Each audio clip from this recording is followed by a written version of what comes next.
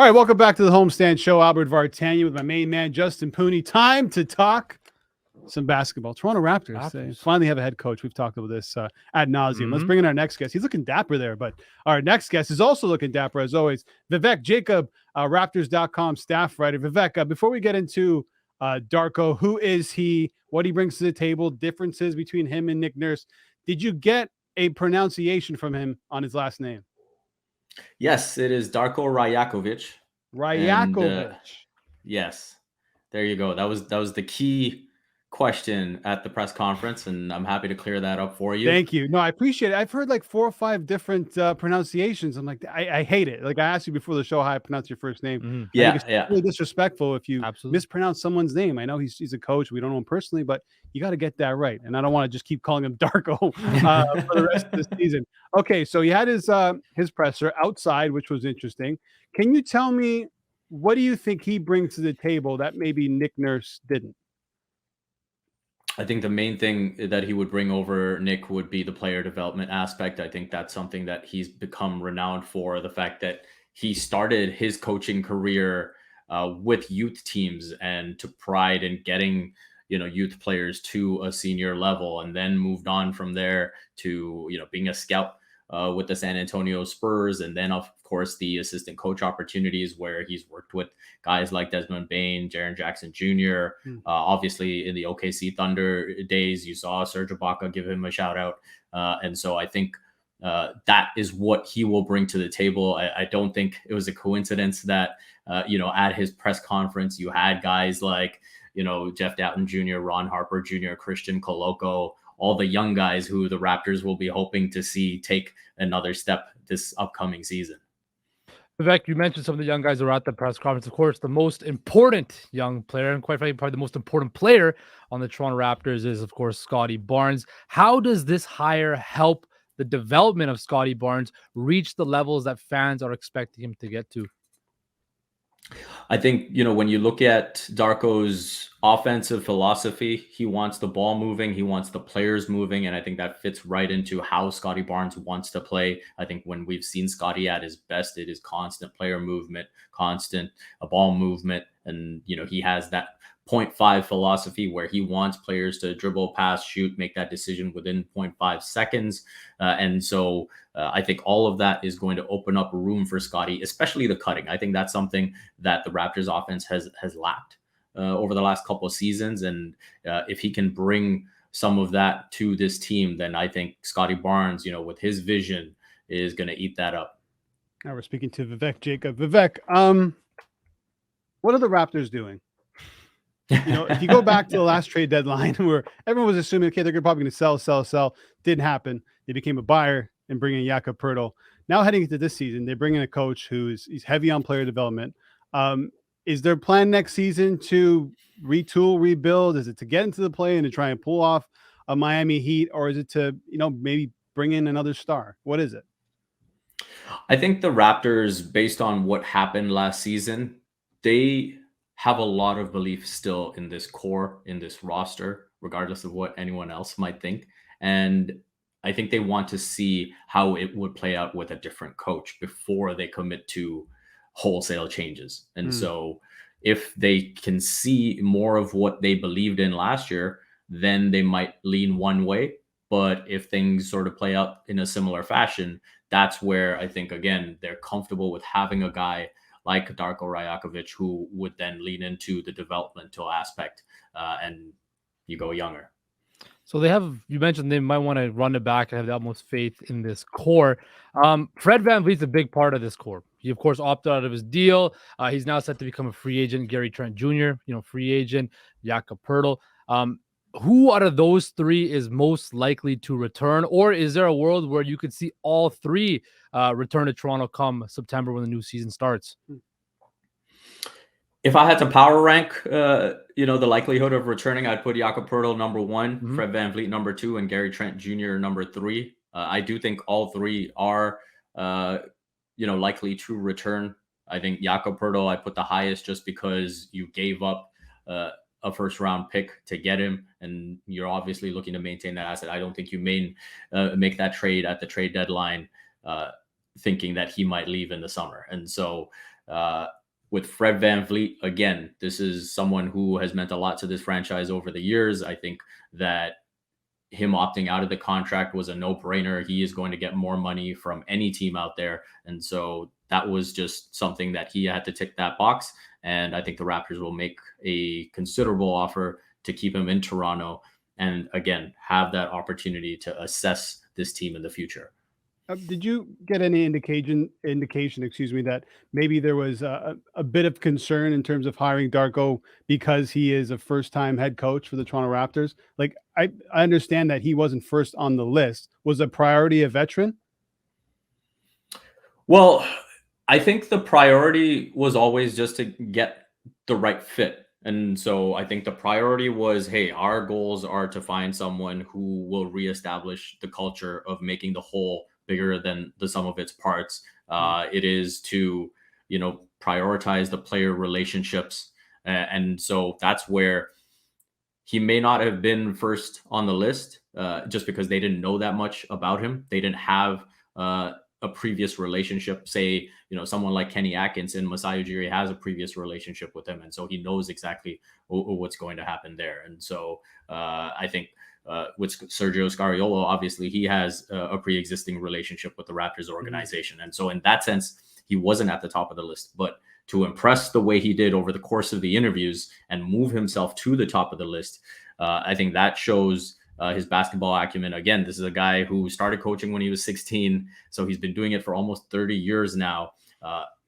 Outside of the NBA, he's been a head coach for 17 years. And so he knows what it's like to be in that hot seat and make big decisions. And so I think that's something that impressed them as well.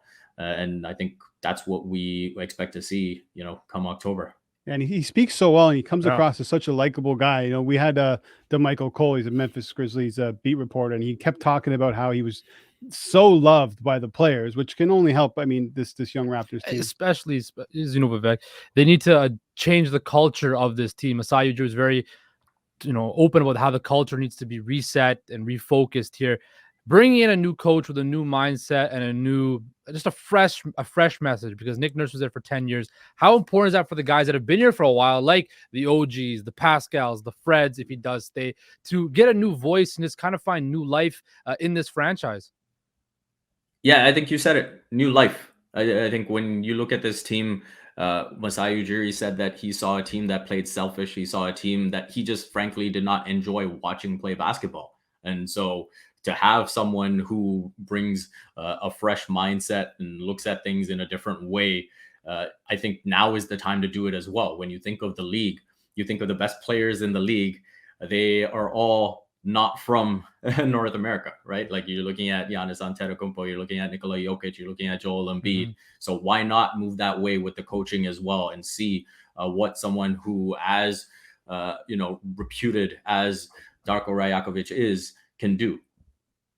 So now the Denver Nuggets have been crowned NBA champions. We've now entered the silly season of the NBA where rumors are everywhere. This guy's available. Apparently Pascal Siakam might be available for trade. If you were to put odds or a percentage on a Siakam trade, what would they be?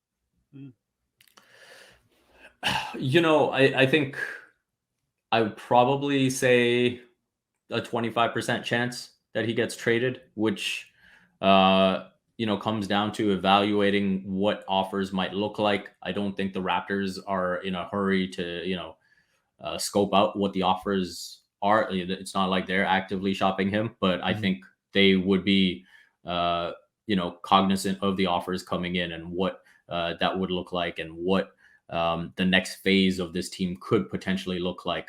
But I think first and foremost, free agency, if they can bring their players back, have a good draft and get someone solid at 13 and see what this team would look like over the course of the first half of the season, I think that's the way they are probably leaning right now.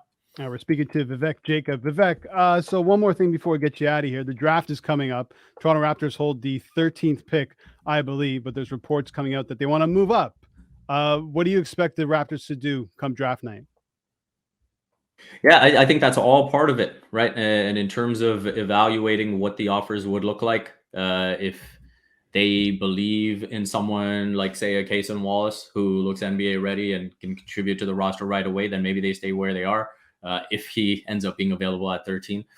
But if they get a look at a pick at the top 3, in the 2 or 3 range, if there's a negotiation to be had, then I think they would be in there. It would be responsible of them to do that and look at the Scotty Barnes era of this franchise and say, okay, now's the time to pull the trigger.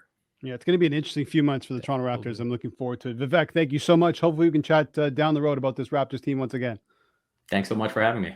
All right, thank you. That's Vivek Jacob, Raptors.com staff writer. Lots to look forward to, I think, if you're a Raptors fan. Scary times too. Scary hours? But listen, you bring in a guy like Darko, and I got to work on my pronunciation of his last name. I don't want to keep Darko Rajakovic? Yeah, Rajakovic. There you go. That's nice. You hit it nice. But yeah, should be some promise and some positivity around this team. It's been pretty negative for a long time. But I don't know. I think it's the same thing as the Leafs, right? You can't run it back with this same core and expect a different result, right? You never know, dude. You think that, right? But we've seen what the last couple of years of Siakam and VanVleet being your best 2 players. And again, you look at the Eastern Conference in the NBA. Boston not going anywhere, right? Milwaukee, Giannis is going to be healthy again. Nick Nurse in Philadelphia will certainly be a factor, right? Like, it just depends on where the Raptors slot in, and still, as the rosters are currently constituted and constructed in the Eastern Conference, the Raptors are still, but 6, somewhere between 6 and 10 in the Eastern Conference, right? Yeah, and trying to figure out who they leapfrog, right? It's not the Bucks, it's not the Celtics, it's not the 76ers, probably not the Cavs, it's not the Knicks, the Nets, probably not the Hawks. Again, right? So they're still in that same predicament they're in last They're probably year, in the right? same exact situation. And I just think if I'm Masai Ujiri, you've talked about how much you want to win and win again in Toronto, right? You have to make, aggressive moves and moves that are going to, make people feel uncomfortable. And I get it. The fan base loves the players that have been here. A lot of them are still, the main guys are still kind of tied to that 2019 championship run. But 2019 was pushing 5 years ago now, right? It's time for a new era. And Vivek said it, the Scotty Barnes era of the Toronto Raptors.